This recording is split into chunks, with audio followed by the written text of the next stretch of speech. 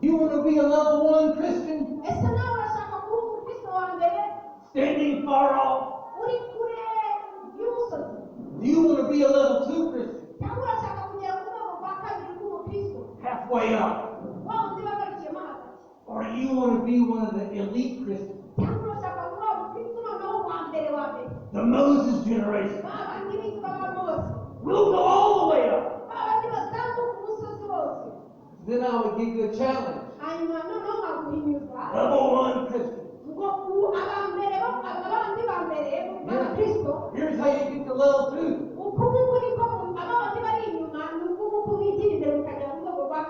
And level 2 Christians. Here's how you get to level 3. Amen. You got to work hard. You got to be holy. You got to give more. And if you do those things enough, you can join me in the Moses generation. When you go up the mountain. That's how this message normally goes. What's wrong with it? You know what happened to Moses himself? He goes up the mountain into the cloud. And God ends up saying to him, you cannot look at me.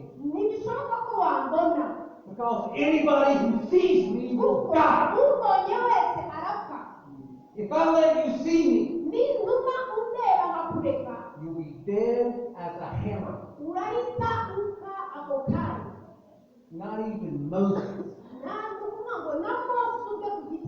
can look at God.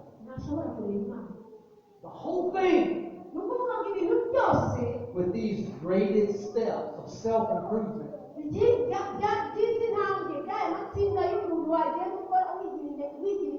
is like a mirage in the desert.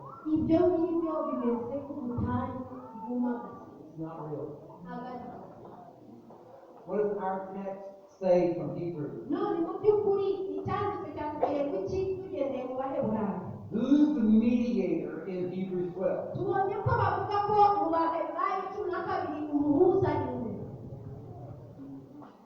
Jesus Christ. Only Jesus beholds the face of the Father. He's the only man who goes up the mountain of God and looks in the face of God and does not die but lives. Well, what does he say to us? Whoever comes to me, I will by no means cast out. He says, come to me, you who are weary, heavy laden, I will give you rest. He's saying, I'm going to take you up the mountain with me.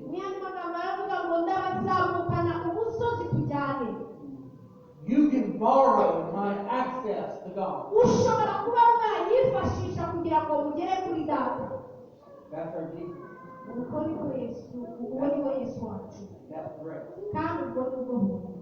So I want to tell you the story of the mountain in the book of Exodus.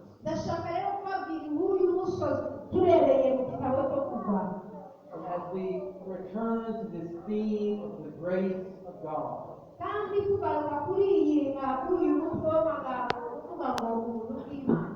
and the one mediator between God and man, the man Christ Jesus.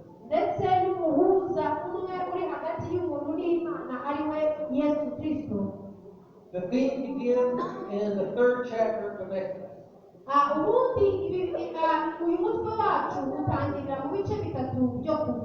You may remember what's happening. At this point, the people of Israel are slaves in Egypt.